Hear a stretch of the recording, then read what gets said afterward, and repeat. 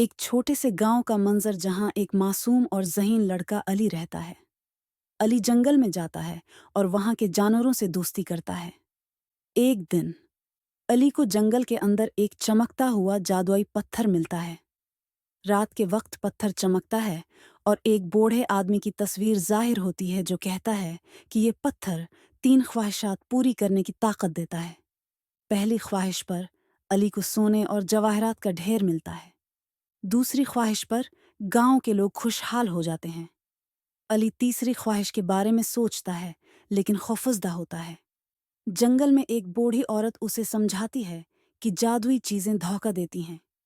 आखिरी मंजर में अली तीसरी ख्वाहिश करता है कि पत्थर वापस अपनी जगह चला जाए और फिर कभी न मिले। पत्थर गायब हो जाता है और अली सुकून का सांस लेता है। समझता है कि असल खुशी दूसरों की मदद करने में है।